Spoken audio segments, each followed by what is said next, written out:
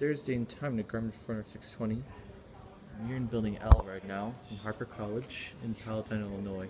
Now, I would bring my camcorder with me, but I wasn't really planning on filming anything, so I'm filming with my iPhone 5S.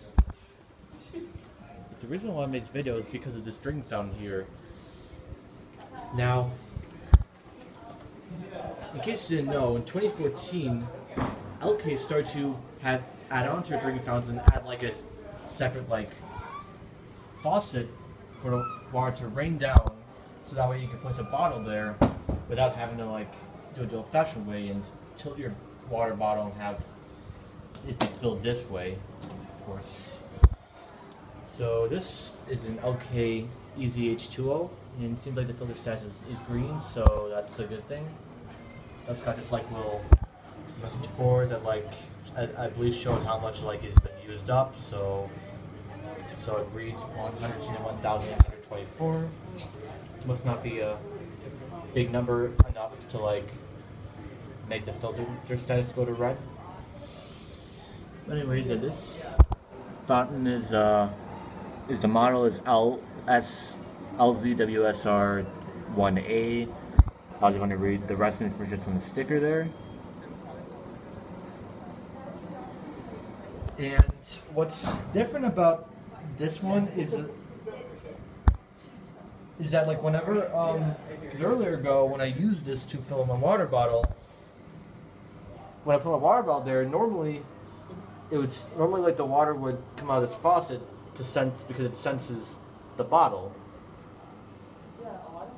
Also, if you put your finger there, it'll the water will come out of this faucet right here.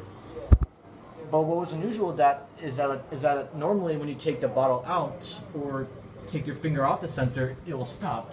But for some reason when I did it, it didn't do that. So I'm going to put my finger on the sensor to demonstrate it.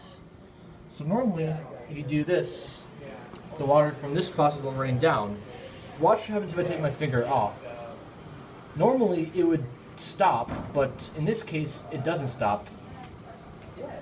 See, look at this, guys.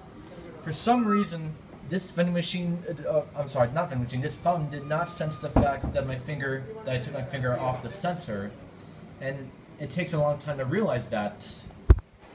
I don't know what the problem is, but I think probably the sensor might be glitchy. But yeah, guys, for some reason, it takes a while to sense that there's nothing there.